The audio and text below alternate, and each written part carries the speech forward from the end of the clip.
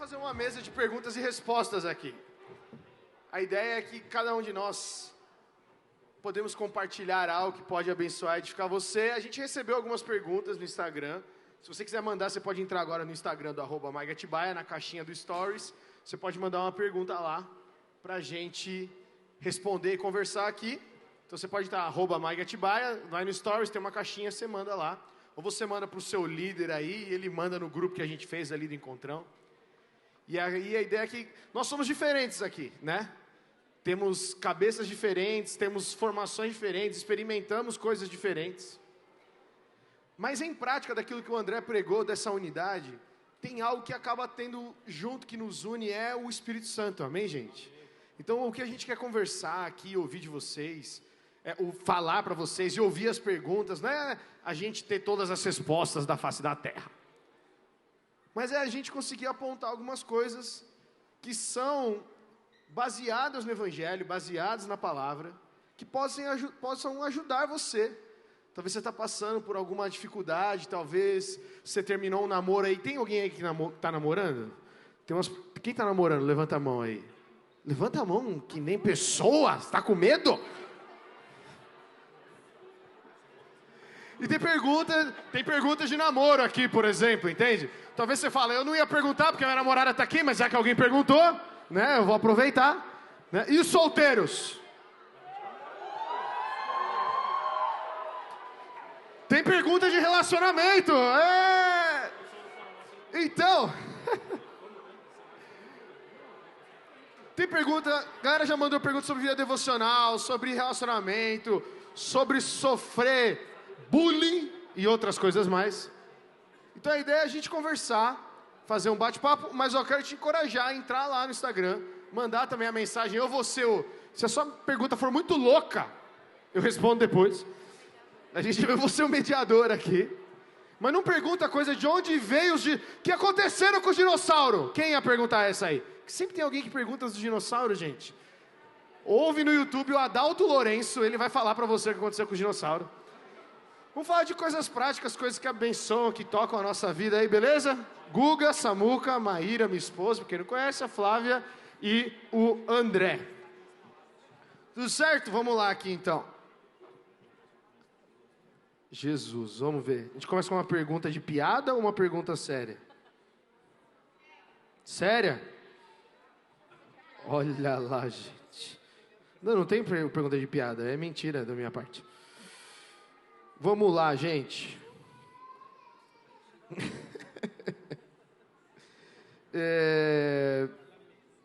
As perguntas não são relacionadas somente ao tema da unidade, né? Mas a ideia é que uma mesa de pessoas diferentes, tendo o mesmo espírito, pode estimular essa unidade que nós devemos ter em Cristo, né?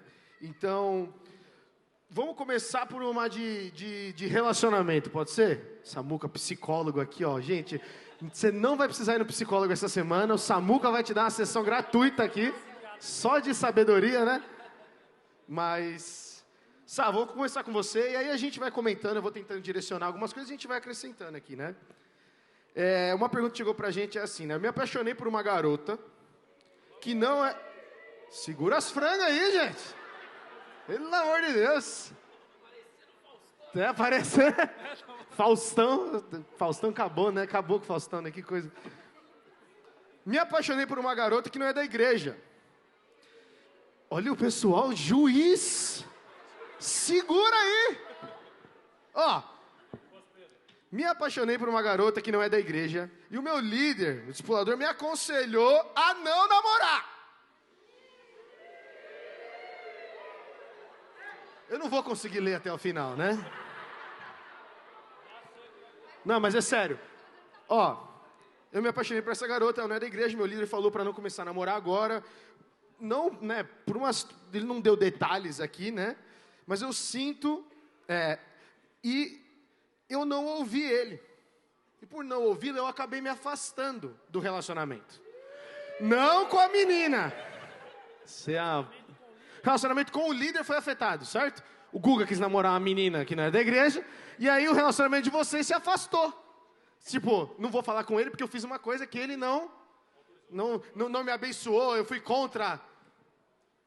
Como é que a gente lidar com isso? Porque a pergunta dele, eu quero voltar a ter relacionamento com o meu líder. Ele não falou que quer terminar o namoro, né? Pelo que eu entendi. Ele quer só voltar a ter relacionamento com o líder. Mas, é sério, porque é uma pergunta interessante.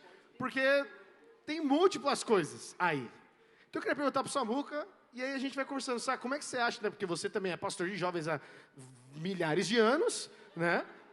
Fez casamento pra caramba, não é verdade? E acontece isso mesmo, né? Tem vezes que a gente, por desobedecer uma ordem de alguém que nos ama, uma direção de alguém que nos ama, a gente acaba se desconectando dessa pessoa pela decisão, né? Eu já fiz isso quando desobedeci não só meu pai, mas outras pessoas que também me amavam, né? Como é que você vê, sabe, que a gente pode se reconectar, né? Dessa maneira, né? Depois de ter, tido uma separação momentânea, assim, né? Você precisa escolher ou a sua namorada ou o seu líder. Brincadeira, gente. Começar de novo. Deixa eu começar de novo. Boa tarde, galera. Tudo bem? Alegria estar aqui. Edita essa parte aí do Samuca. Edita essa parte. Mas uma alegria estar aqui com vocês. Primeiramente, sobre a questão em si. Eu sei que talvez, não sei se ele perguntou sobre o relacionamento, mas é importante... Não, mas você pode falar. Eu gostaria de enfatizar algo muito importante. Essa pergunta, na verdade, tem bastante ferramentas aqui. Uma coisa que, quando nós estabelecemos o nosso namoro lá atrás, hoje eu estou casado há 13 anos com a Gabi, né, graças a Deus, e mais 4 anos de namoro. Uma das primeiras coisas que nós falamos é o seguinte: nós entendemos na palavra de Deus que o amor, ele não consiste em uma pessoa olhar para a outra, mas os dois olharem para a mesma direção. E se essa direção não aponta a Jesus, alguma coisa está errada. Porque as expectativas que um tem no outro, ela só é suprida em Cristo. Então, todo relacionamento precisa apontar para um propósito. E esse propósito, quem nos dá é o Senhor. E uma das coisas que a palavra de Deus fala muito, é sobre a gente tomar cuidado com o jugo desigual. Eu falo, como é que uma pessoa vai escolher alguém onde ela vai querer cumprir um propósito de Deus, sendo que a outra nem conhece a Deus? Pensa quanto sério e quão grave e profundo é isso. Não tem a ver com a pessoa ser mal, mal, de ser de outra religião. Tem a ver com o seu propósito também. Exatamente. E a sua confirmação, né? O seu propósito. Né? Totalmente. Então, o propósito ele vem de Deus. Então, eu creio que isso só é possível quando nós somos primeiramente, como o André falou aqui, com tanta graça, em Cristo. Então, eu creio que a partir daí, todas as outras coisas vão começar a realmente ser como uma provisão de Deus na nossa vida. Agora, sobre a questão do relacionamento, gente, Jesus nunca prometeu que a gente iria viver num mundo de faz de conta, onde a gente não iria de alguma forma falhar um com o outro. Eu creio que é aí que a gente precisa conhecer o poder da aliança. Porque a aliança é diferente de contrato. Contrato eu faço até uma cláusula. Depois que aquilo é quebrado, você não precisa mais ter responsabilidade comigo. A aliança que vem de Deus é diferente. O homem, ele não entende a aliança, mas Deus, ele entende. É Ele que criou a aliança. O poder da aliança vem do coração de Deus. Então, nós precisamos entender o poder de uma aliança. O poder de uma aliança, de um casamento, por exemplo, de um relacionamento. O primeiro erro que um tem não é, suficiente para o outro enviar o outro e falar assim, agora eu vou embora. Porque você errou comigo. A aliança é muito mais do que isso. Porque a aliança, queridos, diante da revelação de Deus, a aliança ela é eterna. Porque a aliança, a gente precisa entender muita coisa que a palavra de Deus fala sobre a aliança. Eu falo que a gente conhece bem pouco sobre a aliança. Mesmo vivendo como uma igreja, mas há tanta revelação porque a aliança é sobrenatural. E eu creio que a gente precisa entender o poder da aliança. E principalmente entre relacionamentos com irmãos e liderança. A melhor coisa que você pode fazer é você realmente buscar reconciliação. É você realmente procurar, refazer essa rota. Voltar a construir esse relacionamento. Porque por vezes a gente fica dentro de um relacionamento brigando para ver quem tem mais razão. Eu falo, dentro de casa eu prefiro perder uma batalha para a gente vencer junto uma guerra, sabe? A gente às vezes fica achando quem tem mais razão do que o outro. E o ego e o orgulho realmente são um dos grandes disseminadores de boas amizades. Coisas que tinham tudo para ser duradouras, coisas que tinham tudo para poder ser aprofundado, mas porque a gente alimentou uma razão, a gente perdeu um relacionamento. É melhor você muitas vezes abrir mão da tua razão, para você poder ganhar um amigo, você ganhar alguém que inclusive sendo seu líder, com certeza vai ter mais sabedoria. Talvez você se entristeceu, talvez a forma como ele falou com você, eu não sei como é que você ouviu essa instrução, mas uma coisa é certa, entenda que se esse princípio é um princípio bíblico, tudo que seu líder queria, independente da forma como ele usou para falar com você, se ele foi manso, se ele foi ríspido, eu não sei, mas uma coisa é certa, ele queria o seu bem, e querendo o seu melhor, você poderia inclusive voltar para agradecer ele um dia por ter te dado um conselho. É uma jornada também, Sá, e vocês ficam à vontade aí, amigos. Às vezes a gente precisa entender os motivos do conselho, né? Porque eu posso perguntar, posso beber esse veneno aqui? Não, não pode. Aí eu fico bravo. Sim. Mas eu queria beber. Então, mas eu deveria fazer o quê? Mas por que eu não posso beber? E aí a pessoa mais madura vai falar, então, se você beber, você vai morrer.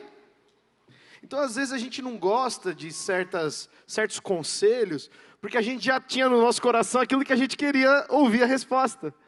Mas quando você está debaixo dessa aliança, como o Sá falou, a gente se aproxima assim, eu entendi, eu ouvi a sua opinião, mas eu não entendo. Você pode me explicar?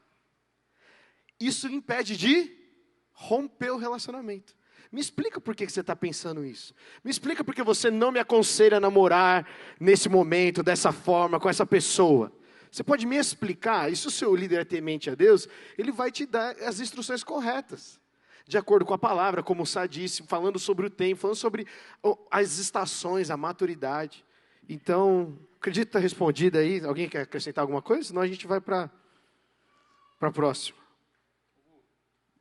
Fala aí, mano. Não é a pergunta, mas se a pessoa que, vamos supor que é a namorada, que é de fora da igreja, né? Ainda existe uma possibilidade de conversando, entendendo o coração do cara, explicando a situação, de repente, eu já vi acontecer, até a outra pessoa que é de fora, né, da igreja, ela vem para a igreja, às vezes ela conhece Cristo através de um relacionamento que poderia ser muito perigoso, realmente, que é o jogo desigual. Então, acho que vai muito de caso para caso também, né? Tem essa especificidade, porque pode acontecer da pessoa, por um relacionamento, né, que foi procurar o líder, o pastor, ela trazer o namorado para dentro da igreja, né? Ela não sai, mas ela traz para dentro. E às vezes ela espera também para namorar, né? Também tem o tempo, né, mano? A questão não está só no fora, está na questão do nosso coração. Nós que conhecemos a Deus, precisamos ter esse discernimento, né? E estarmos abertos para conversar, né? Para conhecer, para se submeter, né? Porque a questão do jugo desigual é muito clara nas Escrituras, né? O que a gente tem que fazer é a gente aprender a o quê? A conversar. Antes de se precipitar, é importante a gente conversar, a gente entender. Não é matemática. Relacionamento não é matemática. A gente precisa conhecer, precisa de tempo, precisa de intimidade. Então, não sai perguntando na roleta russa, na caixinha de Instagram dos pastores XYZ, o que você faz na sua vida? Pergunta para quem te ama, pergunta para quem tem uma aliança com você. Que cada caso, como o André disse, pode se mostrar outras coisas, né? Só para complementar, só para deixar claro isso, às vezes chega muito para a gente lida há muitos anos com jovens, o pessoal fala assim, poxa, eu quero namorar e eu vou evangelizar ele, né? Vou evangelizar. Então, assim... Você não namora para ganhar alguém para Cristo. Você ganha alguém para Cristo, depois você assume um relacionamento. Exato. Esse é o ponto. Porque realmente é muito mais fácil, né? Você ganhar primeiro para Cristo. Embora a amizade da pessoa, dele ou dela, você tem, mas é mais fácil você trazer primeiro ele para Cristo, para depois sim... A sua identidade vem antes, né? O meu pai e a minha mãe foi assim. Minha mãe era... cristã, meu pai não, certo, pai? Você está aqui, né? Pode testemunhar, não estou dando falso testemunho aqui. E estava lá, e aí então meu pai, todo interessado na minha mãe, e a mãe falou, então você tem que ir na igreja. E foi ali investir, certo? Ele poderia falar bem mais, eu estou na versão resumida aqui. E ele teve um encontro com Cristo, por conta disso. Então, gente, não é uma caixa fechada, mas o nosso coração, que conhece a Cristo, tem essa responsabilidade mais importante. É a partir daí que a gente se move. Então, meu amigo que mandou essa mensagem, reconcilia com o seu líder, pede perdão, segue em frente, porque ele pode te ajudar muito no seu namoro e no que tem adiante aí. Eu falei da pergunta dos dinossauros, apareceu uma pergunta dos dinossauros aqui. Se der tempo a gente fala no final, porque é as coisas que eu gosto. Amor, eu vou falar isso para você, talvez você e a Flávia, vocês podem comentar essa aqui. Tem muita pergunta aqui relacionada, eu sei que você estava lendo o livro essa semana, por isso que eu conectei. Como é que a gente pode ter mais relacionamento com Deus, né? E ter uma constância? Porque às vezes a gente começa, né? A gente tem um começo na vida cristã, a gente tem uma intimidade e tudo, só que às vezes a gente atinge um momento de inconstância, né? Você se programa para fazer devocional todo dia, no horário, e aí não dá num dia, aí você fala, já não deu ontem, já não deu 2 dias, e aí você abandona de uma vez, né? A pergunta que apareceu muitas vezes aqui como é que a gente pode estar mais perto de Jesus? Como é que a gente pode ter uma vida devocional constante? Como é que a gente faz isso, né? Então eu queria que vocês comentassem aí no que vocês têm de experiência e também já leram, conversaram, pensaram, viveram sobre isso. Eu acho que... Boa tarde, primeiro, gente. Eu acho que constância... Eu vi um negócio muito legal no Instagram esses dias, que constância não é um gráfico, né, que está sempre subindo. É um que sobe e desce, mas ele continua, né?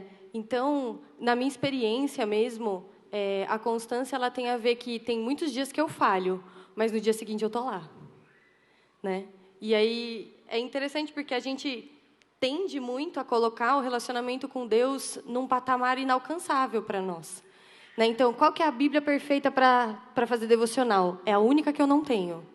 Então, sempre tem uma que, não, eu não consigo ter uma vida devocional boa porque eu tenho que ter a Bíblia de estudo, sei lá, da Thomas Nelson, que custa R$400 e eu não posso comprar. Não, gente.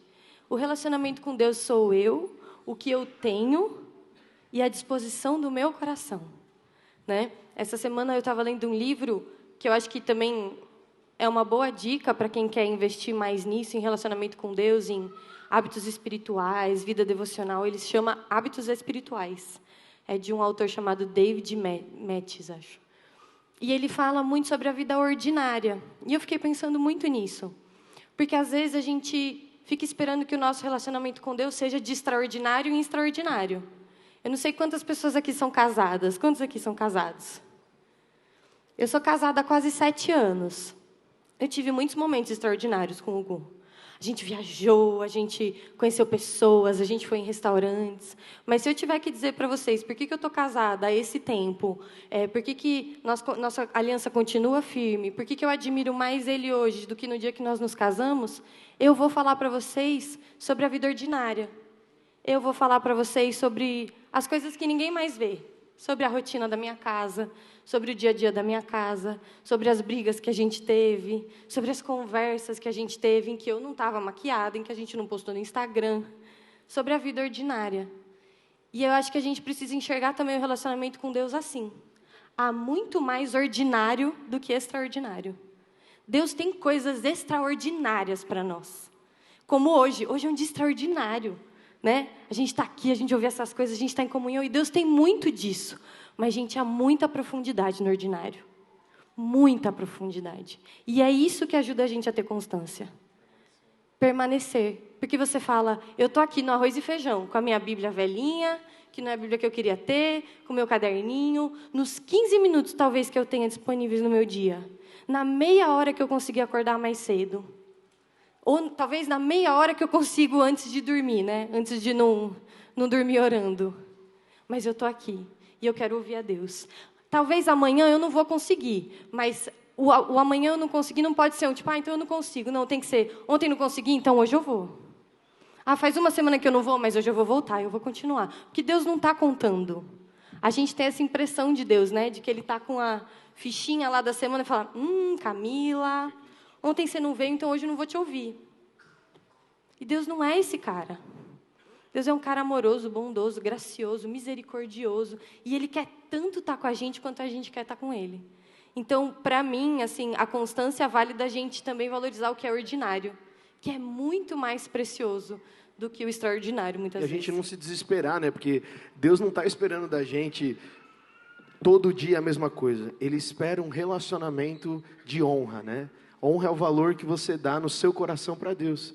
Às vezes seu dia foi corrido, às vezes não deu para você fazer da maneira que você fez, mas você consegue parar e colocar Ele. O seu momento de oração é o ordinário, é o dia a dia, né?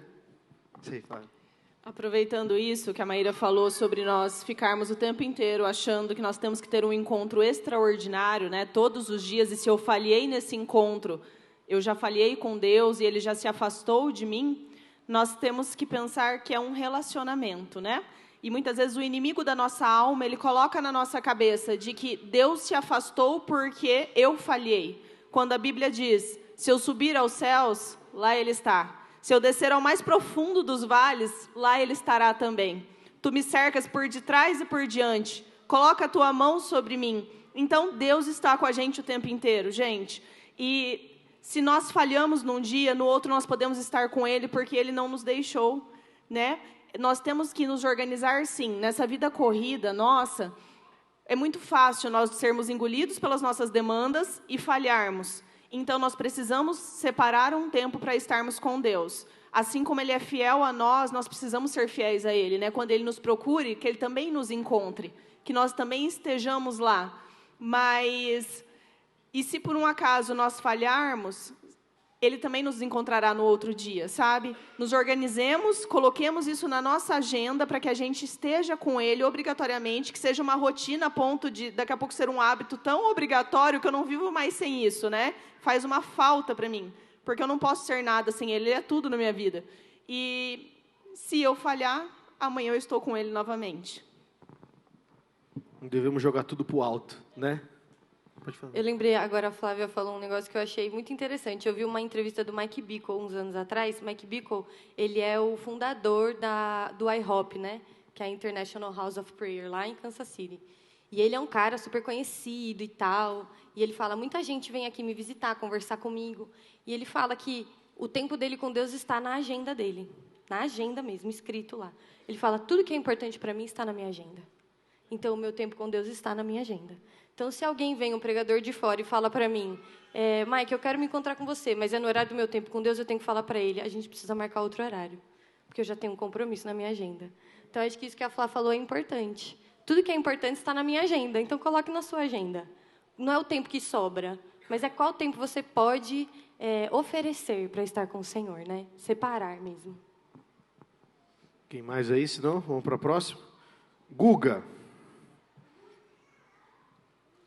Do alto da sua sabedoria. Tem uma pergunta aqui muito interessante. Tem várias sobre relacionamentos, amizade, né? Entre elas, tem duas aqui que me saltam aos olhos, né? Uma pergunta é, meus amigos que tem na escola, tudo, eles me zoam constantemente. Eu tenho que ficar perdoando toda vez? Honesta. E outra, para acrescentar aí, é o seguinte. Outra pergunta. No meu ambiente de escola, eu me sinto que toda vez eu tenho que me adaptar para que as pessoas me aceitem. Porque eu tenho medo de ficar sozinho. Tem duas coisas a ver com relação, com essa interação, às vezes, com pessoas, muitas vezes até fora da igreja, né? Porque às vezes na igreja também a gente passa o carro nos...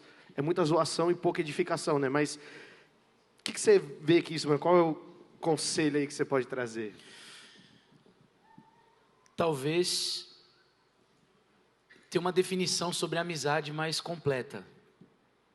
Porque eu vou dar um exemplo bem particular. Eu tenho um grupo de WhatsApp que o Gustavo Rosanelli faz parte.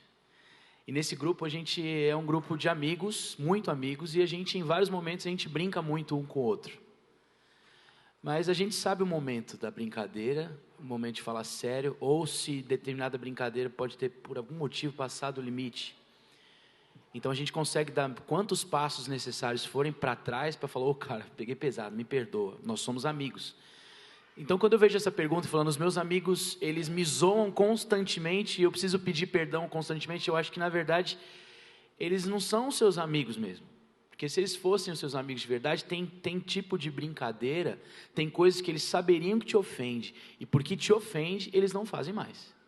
Então, eu acho que só precisa, para você que fez essa pergunta, se você está aqui, atualizar a sua definição de amizade.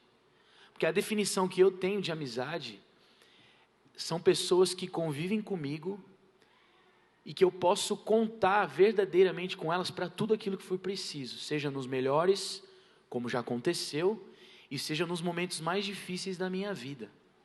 Então são pessoas que na minha vulnerabilidade, nas minhas falhas, nas minhas faltas, em alguns momentos eles podem rir delas e vai estar tudo bem. Mas em alguns momentos eles serão suporte, segurança, proteção, são as pessoas que me abençoam. Por quê? Porque para mim essa é uma definição completa de amizade. São pessoas que ainda que riem com você, que brincam com você, são as pessoas que sabem aonde dói em você. Sabem aonde há uma necessidade real em você. Então talvez o que você possa interpretar como amizade são apenas colegas de classe, são apenas pessoas que convivem com você e que têm para mim que nessa condição talvez elas nem mereçam tanto da sua atenção assim, porque te fazem mal. Qual que é a próxima parte aí? Ficou meio tenso o clima, desculpa. Mas fiquei chateado com essa galera aí, hein? Me apresenta para eles. Vem cá, pessoal, vamos conversar. E às vezes também tem disso, né? Às vezes a gente fica tão ofendido, mas as pessoas também não sabem que isso está pegando pra gente, né? Exato. É bom você também ter... Você não sai rompendo o relacionamento, mas você fala, olha, mano, isso aqui que você está falando me machuca. Eu não gosto. Às vezes, né, faz piada com... Eu lembro que o Vitor, do filho do pastor Osmar, a gente estudou muitos anos juntos, né? E quando eu ia na escola, a minha cabeça é bem grande por proporção ao meu corpo, né? Mas só que quando eu era adolescente, a minha cabeça era maior do que normal. Pode zoar, Guga. Tira o microfone do Guga, senão ele vai começar a me zoar. E aí eu lembro que na escola, o Vitor me chamava constantemente de Bob Esponja. E eu tinha o cabelo quadradinho, assim, parecendo o Guile do Street Fighter. E, mano, era o dia inteiro falando isso pra mim. E eu ficava numa irritação. Você tá rindo, né? Você vai usar isso contra mim um dia, eu sei. E, cara, ele me aloprava. E isso me frustrava, me irritava. Mas, assim, ao extremo. E eu falava pra ele, que ele era meu vizinho. Vitor, não gosto disso, mano. Não gosto. E não, por quê? Porque a piada dele fazia que como todo mundo risse e ele era aprovado por causa disso. Até que um dia, então, eu cheguei muito frustrado pro meu pai e falei, pai, o Vitor é um filho da mãe, mano. Ele só faz isso comigo, ele só me expõe. Eu lembro que eu chorei de raiva. Alguém já chorou de raiva aí? Já chorou de raiva? Cara, era tão grande. E aí, eu lembro que meu pai um dia chegou para mim e falou, filho, você é isso? Foi uma pergunta besta. Eu falei, você é isso? Eu falei, não, pai, eu não sou. Então, o que importa? O que importa que ele está falando de você? Que importa? E ele continuou falando, mas eu tive um exercício forte de desprezar. Virei homem. Então desculpa, mas eu virei isso também. Porque assim, não é sério, foi uma coisa importante que eu parei de me importar um pouco que falavam de mim. E eu comecei a diminuir isso.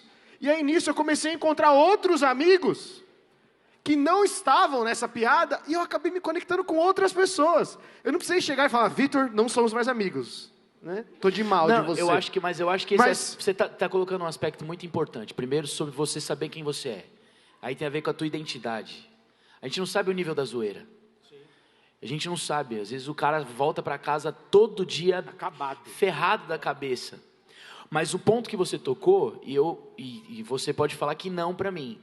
E é o que eu vou repetir. Para mim, o Vitor não era seu amigo nessa época. Foi se tornar depois.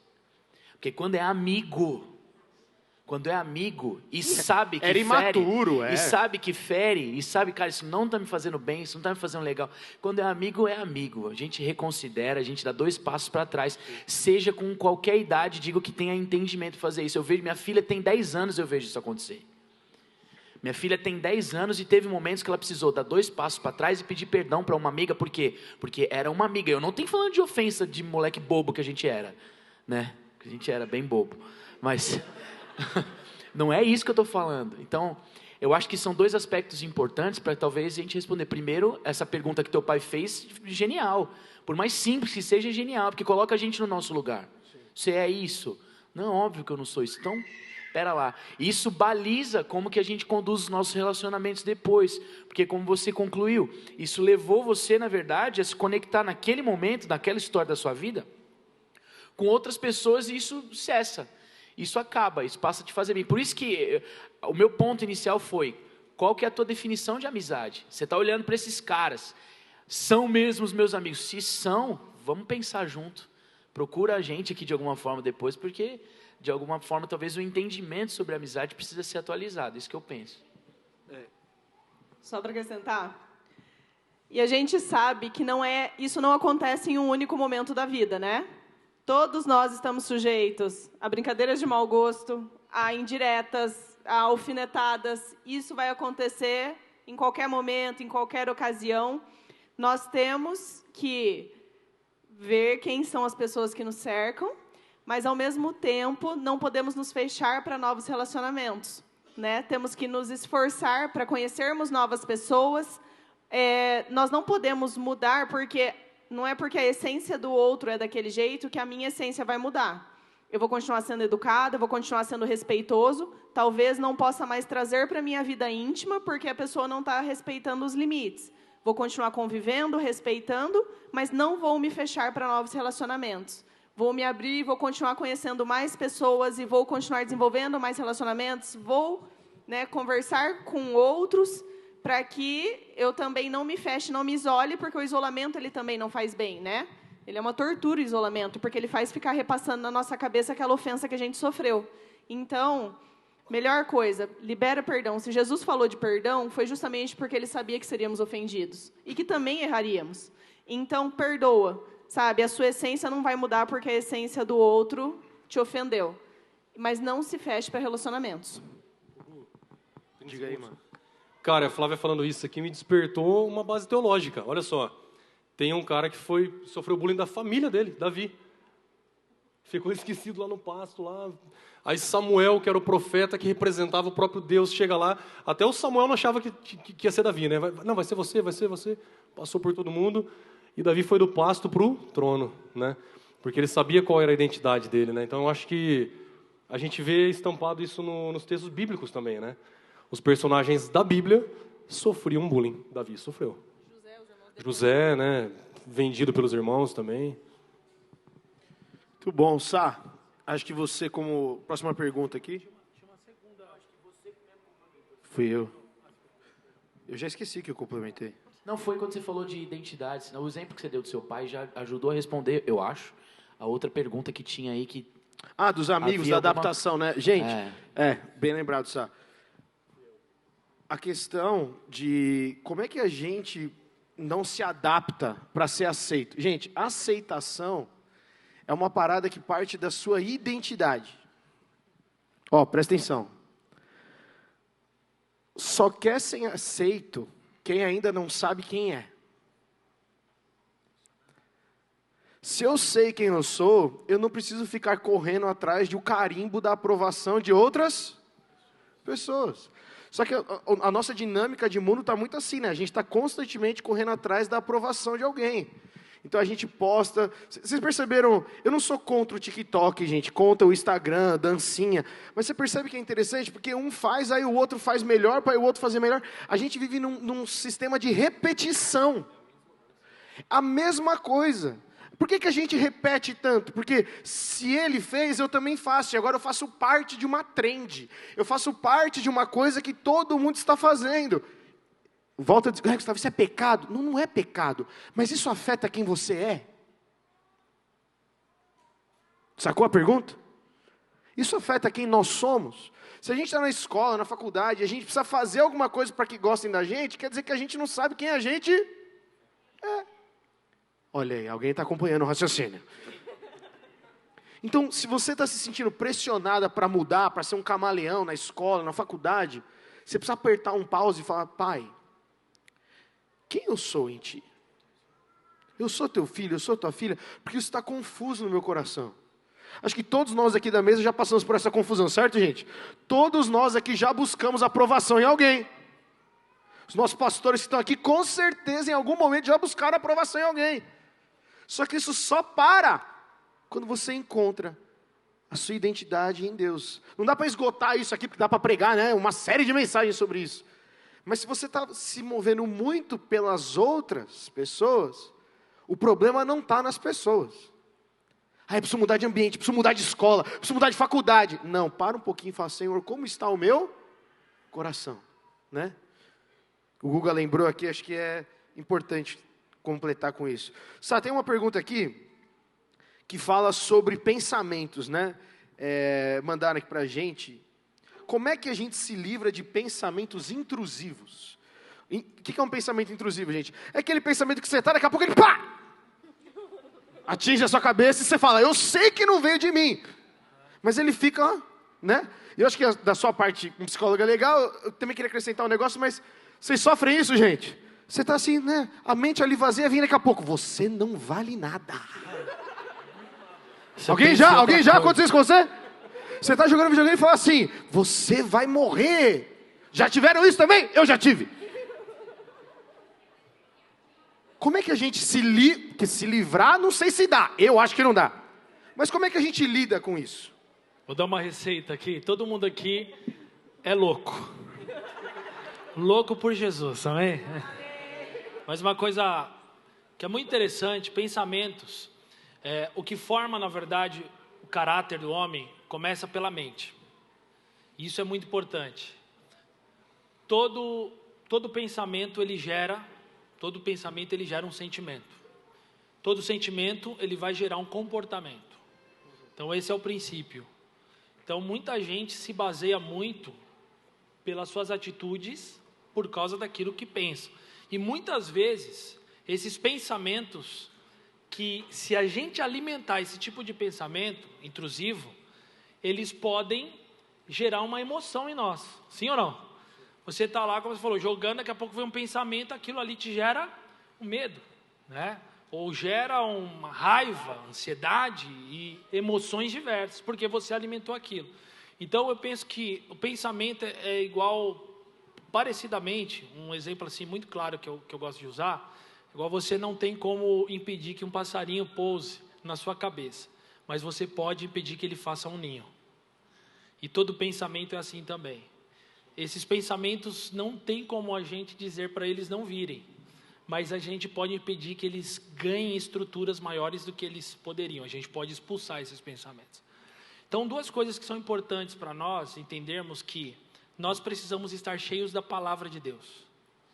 Por isso, nós precisamos nos alimentar da palavra de Deus diariamente. Porque se você não se alimenta da palavra, você não sabe como combater esse tipo de pensamento. Porque existem 3 tipos de pensamentos aqui. Pensamentos positivos que vêm de Deus, são os pensamentos que trazem paz, todo tipo de fruto do Espírito Santo que está lá em Gálatas 5:22. Amor, alegria, tudo aquilo que traz realmente bondade, está alinhado com a palavra, vem de Deus. Agora, a negativa a gente já sabe de onde vem. O diabo ele se aproveita disso, dessas vulnerabilidades, para poder também, com artimanha, querer colocar isso na nossa mente. E existem os pensamentos que eu chamo de analíticos, são os pensamentos humanos. Então você está lá orando, aí você começa a falar, meu Deus, eu preciso comprar aquele negócio para o almoço. Você está orando daqui a pouco, preciso estudar para aquela prova. Acho que não aconteceu isso com ninguém, graças a Deus, né?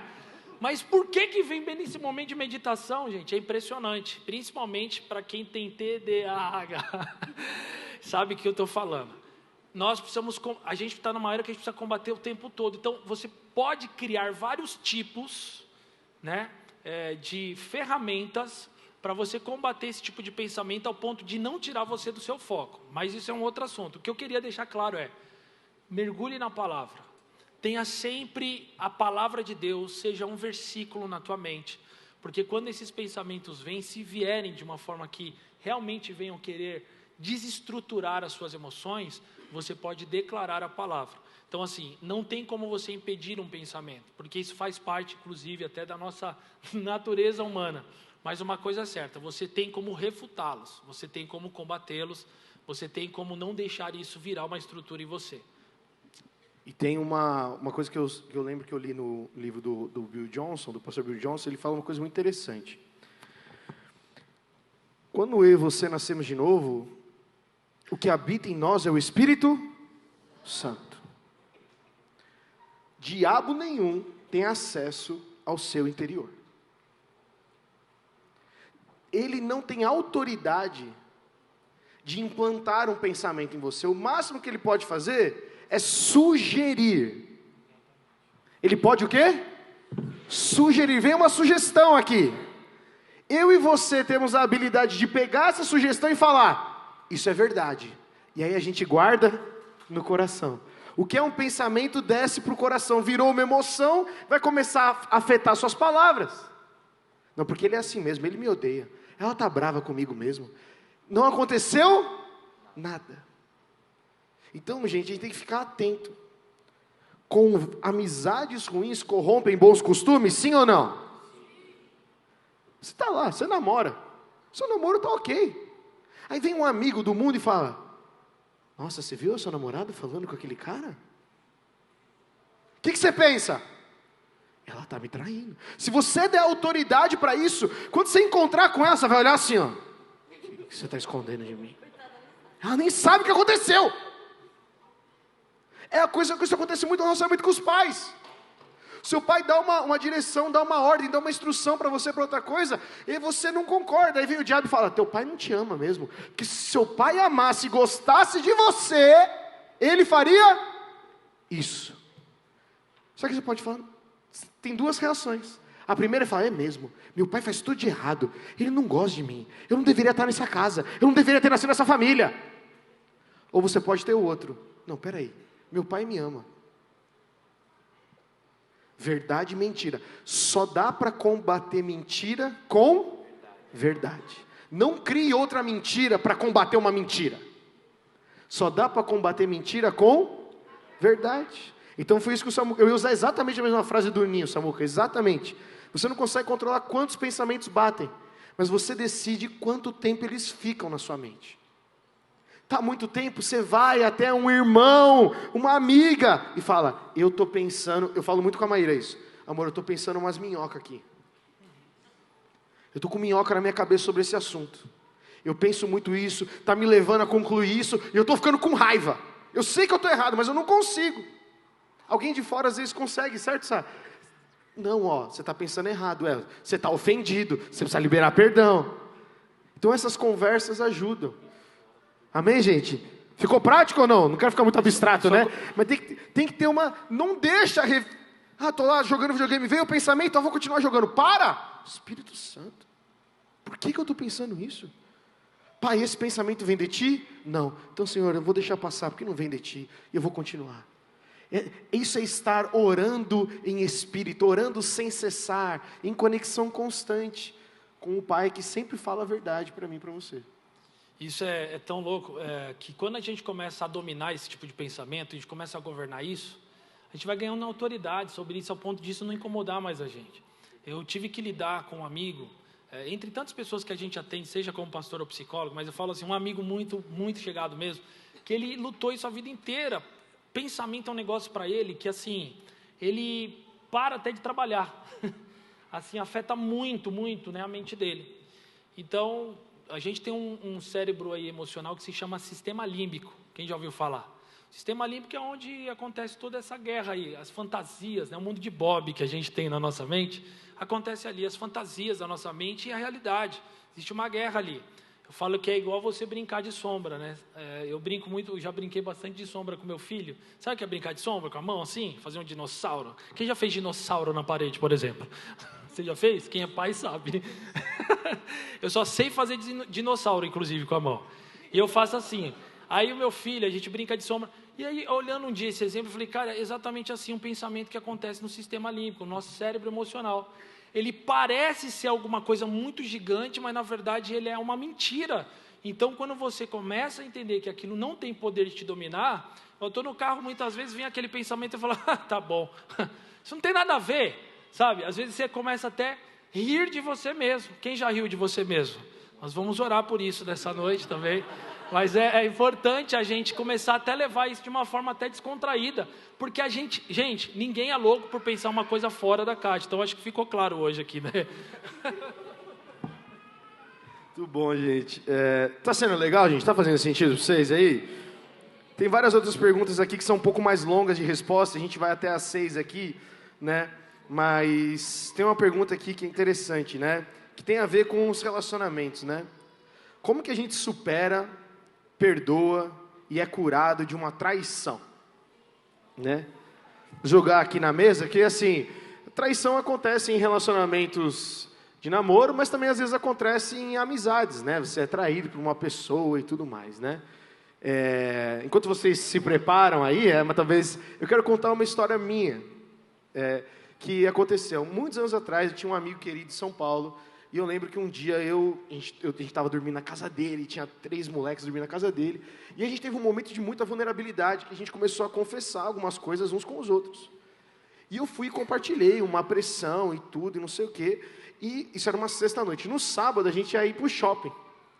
E quando chegou no shopping, esse amigo que ouviu a minha vulnerabilidade, compartilhou e contou para a menina que eu tinha um crush.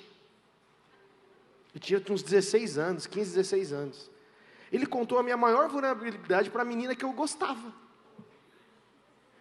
E eu não fiquei sabendo por conta dele, né? Eu fiquei sabendo porque a fofoca rola solta, né? Ainda mais, crente é uma raça fofoqueira que precisa de arrependimento.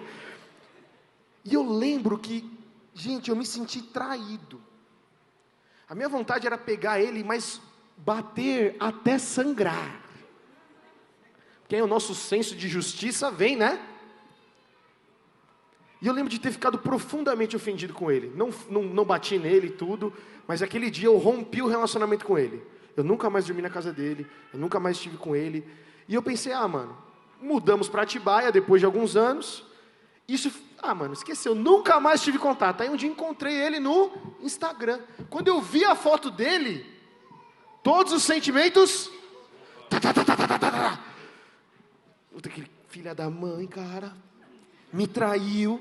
Gente, com 15 anos, quando eu vi ele, eu estava casado, minha família. Não tinha mais contato. Naquele dia que eu vi, eu percebi que eu não tinha perdoado. A cura, ela é um passo que vem depois do perdão.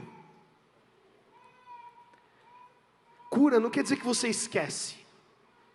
Cura quer dizer que depois que você perdoa, você fala, isso não me afeta mais. É igual uma cicatriz. Você tem cicatriz de alguma batida no seu corpo?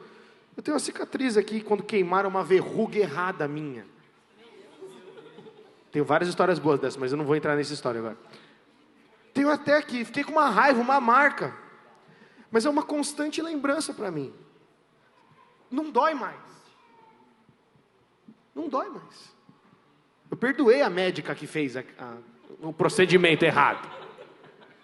Mas às vezes é mais difícil de perdoar alguém que é muito próximo da gente. Então, se eu posso te dar um conselho aqui, que mandou essa pergunta, você supera perdoando. E o perdão, tem uma outra pergunta aqui, né? Como é que eu faço para perdoar? O perdão é uma decisão. Você não acorda um dia falando, ai, que vontade de perdoar aquela pessoa. Né? Alguém é assim? O Samuca vai te estudar depois, então. A gente não tem desejo de perdoar, mas a gente decide. Por quê? Porque quando nós sabemos o quanto Jesus nos perdoou, quem é muito perdoado, muito ama. Então, quando eu não tenho vontade de perdoar alguém, porque eu sei que eu estou certo, o meu raciocínio é, Jesus, eu estando todo errado, o Senhor me perdoou. Como é que eu posso reter o perdão para essa pessoa? Quando a gente está no lugar do ofendido, a gente fica cego para a realidade de que nós, por natureza, somos ofensores. Até aqui, na minha vida, diferente da tua história, eu não tive histórias onde eu tive grandes decepções com as pessoas que convivem comigo. Talvez, não sei, talvez também pelo meu temperamento, eu não sei. Mas o perdão, ele sempre me remete, primeiramente, ao meu lugar sem Jesus. De onde ele me tirou. Porque a minha posição e o meu pecado, eles são um lugar de ofensa a quem ofereceu a sua vida, a Deus que ofereceu a vida do seu próprio filho por mim. Eu sei que parece evangeliquez demais, né? Porque cada pessoa sabe como dói uma ofensa. Cada pessoa sabe a dor de uma traição. Eu estou falando de um lugar que talvez... Só que não tem como eu não pensar nisso, porque um dia o Senhor me salvou. Eu lembro que o dia que eu tive um encontro real com Jesus, era como se eu tivesse uma noção, no espírito mesmo, de que eu recebia perdão por algo muito grave. E eu lembro que eu chorava de muito arrependimento. Aquele foi um batismo de arrependimento mesmo. E é como se, sei lá, se amanhã eu brigar com a Ju e não for...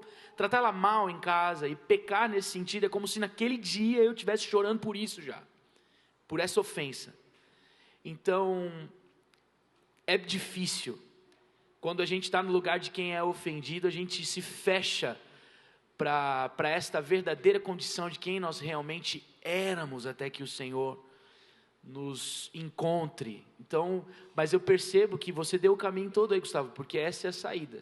Porque a gente ficar amarrado nisso não é o caminho, a gente viver ofendido não é o caminho. Da mesma forma que nós encontramos liberdade no Senhor, e Ele nos livrou primeiramente de nós mesmos, de todo o mal, e nos oferece vida plena e vida eterna, a gente tem que pôr tudo isso numa balança e entender, cara, se isso aconteceu comigo, que ia durar para toda a eternidade, como que eu preciso encontrar forças para perdoar aqui e agora? Porque aquilo que Deus fez por nós é eterno. E às vezes a gente vai passar tanto tempo que na fração, perto da eternidade é muito pouco, mas a gente perde esse pouco tempo de convívio, de viver em paz, de viver curado. Eu penso assim. Acho que é uma pérola que o Sá falou que é muito importante. O que a gente pensa se torna a nossa emoção, o nosso sentimento. Se você enxergar aquela pessoa como perdoada em Cristo, igual o Gu falou, a amada que ela é em Cristo, no seu coração vai cair diferente. E então essa interação muda, fica mais leve, a gente não julga tantas pessoas. Mas não se esqueça que o perdão, gente, é uma decisão, não é um sentimento. É uma decisão que vem por entendimento de que eu fui amado e perdoado e eu devo fazer isso com os outros. Se ficar no campo do sentimento, a gente se perde. Então a gente precisa, porque a gente é uma geração que sente muito, né? A gente se ofende muito, a gente se machuca muito. E aí então a palavra de Deus tem que ser a verdade sobre nós. E a palavra nos pautando, ela entra na nossa mente e o salmista vai falar, eu guardei a tua palavra no meu coração. Quando a palavra está na mente, ela desce para o coração e aí ela protege a gente de viver amargurado, ofendido, né?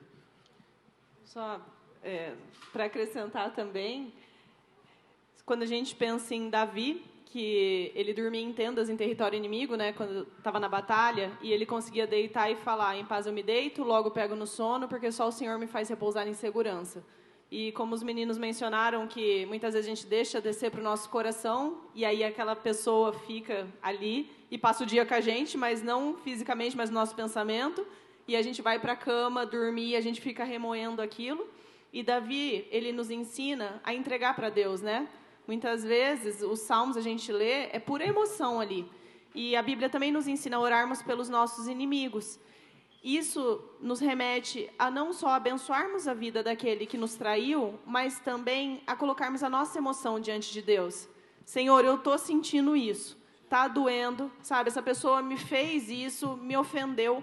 Gente, testem isso, vocês vão ver como Deus começa a dar cura e começa a dar alívio no interior de vocês. Comecem a expressar diante dele, sabe? De quem vocês podem rasgar o coração mesmo e falar o que vocês estão sentindo. Que ele traz a cura. E quando você ora pela pessoa, você não consegue mais odiar ela, porque você está orando por ela. E, de repente, você já está conseguindo abençoar ela e desejar o bem dela, e aquela cura vai acontecendo dentro de você. Eu não vou demorar, sei que está em cima do horário. A Flávia estava falando aqui, eu me lembrei de João 8. Né? Quando aquela mulher é pega em adultério, ela é levada até Jesus. Olha só. O perdão, ele não acaba na misericórdia, ele se completa na graça. Veja bem, aquela mulher é colocada diante de Jesus, Jesus diz assim, e aquele que não tem pecados, que atira a primeira? O povo não atira pedra naquela mulher lá por misericórdia, porque tem pecado. E Jesus não atira também por misericórdia, porque ele não tinha. Aquele que não tem pecado atira a primeira pedra, era a ordem, não era? Jesus tinha pecado? Ele poderia atirar, mas ele não atirou por misericórdia. Então, o perdão, ele tem o início na misericórdia, mas ele acaba na graça. Porque depois, o que Cristo fala? Agora vá e não peques mais. Ele dá poder para ela. Às vezes a gente desculpa as pessoas, a gente não perdoa. Porque a desculpa é a gente exercer misericórdia. De repente a gente não dá um murro na cara da pessoa que a gente quer dar um murro. Então, você exerce misericórdia. Mas e graça? Será que a graça entrou? Eu acho que o perdão, ele é concretizado na graça. Embasado em João 8, né? Maravilha. Gente, muita pergunta legal aqui. A gente podia transformar isso num podcast, talvez. Depois eu vou usar várias dessas ideias para a gente gravar um podcast. A gente gravou um com o Guga aí também. Depois a gente pode conversar, marcando com o Samuca aí também para a gente gravar. E Uma última pergunta aqui que seria legal a gente conversar. Nós temos uma massa de solteiros aqui, não é verdade, gente? Solteiros, fazem um oi de novo aí. Já desanimaram, já não estão mais. Conselhos para a vida do solteiro. Vocês gostaram dessa? Tem várias perguntas sobre solteiro. O que fazer na solteirice? Tem uma pergunta muito boa que é: quero conquistar uma mina, mas ela não é crente. Como eu faço? Essa pergunta é sensacional, vou responder para você. Mas, assim, temos 5 minutos para a gente encerrar, para a gente não ser longo, né? E uma frase, acho que podia fazer isso, né? Como é que a gente pode resumir uma frase, um conselho para os solteiros, né? Eu quero começar aqui e dizer: a sua vida não começa quando você namora. A sua vida como solteiro já é um lugar para a glória de Deus brilhar. Já é um lugar para você ser íntimo de Deus. Então, não importa a sua idade. Galera que é adolescente, que espera um número mágico para namorar. Não tem número mágico. O importante é você saber que enquanto você está solteiro, você pode viver para a glória de Deus. Sua vida não está em pause, porque você não está namorando e não casou. Você pode viver para a glória de Deus. Senão eu não vou parar de falar. Eu vou puxar o seu gancho aí. Você não está numa sala de espera, né? E tem muitas coisas que você só pode viver enquanto solteiro, que você não vai mais poder viver quando você for casado. Então, tem coisas que o Senhor tem para você só nesta estação da sua vida. Então, foque nelas, ao invés de ficar esperando alguma coisa acontecer.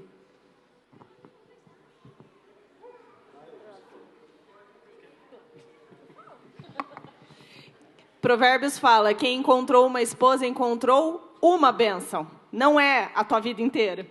Então, gente, tem muito mais do que isso.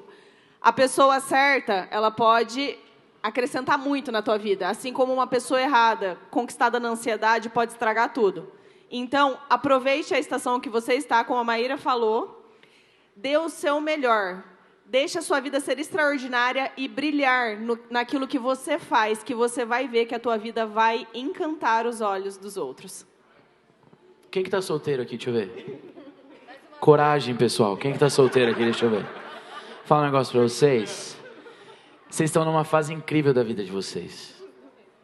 É um momento muito especial da vida de vocês que deve ser aproveitado. Primeiro, para que vocês conheçam a Deus verdadeiramente. Quanto mais vocês conhecem a Deus, mais vocês se conhecem.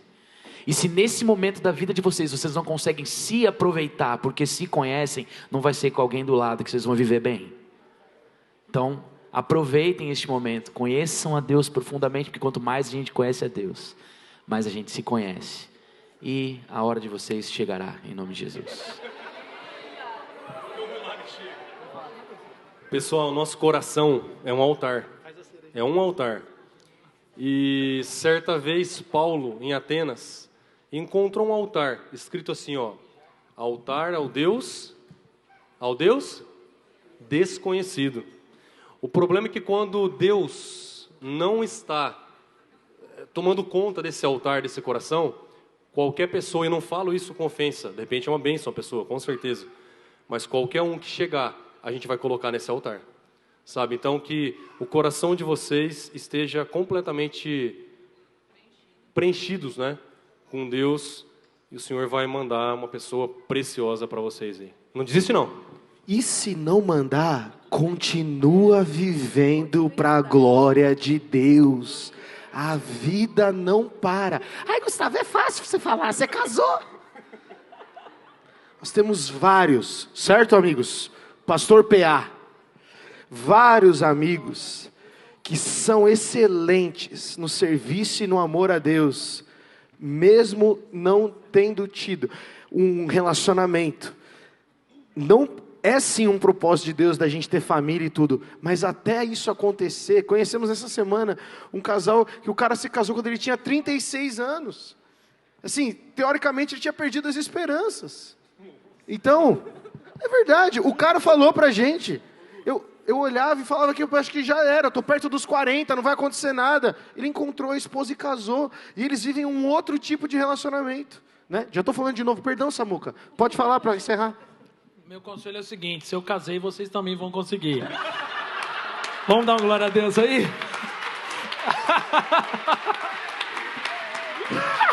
Pô, Deus preparou uma mulher tão bonita pra mim, gente. Pô. Mas ó, é o seguinte, pra gente fechar aí. Agora falando sério, mas é verdade, isso é sério. A plenitude da vida cristã não é o casamento, mas é ter intimidade com Deus e cumprir a vontade dEle. Então, quando a gente está vivendo a plenitude, é viver em Deus. O resto é consequência. Casamento, ele vai ser uma consequência de alguém que está cumprindo o reino.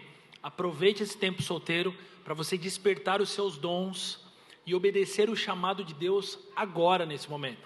Porque quando você mergulha no chamado de Deus, nem relacionamento, nada pode parar. Pelo contrário, vai completar você. Amém? Amigos e amigas, obrigado pelo tempo aí, por essa mesa, certo? Valeu.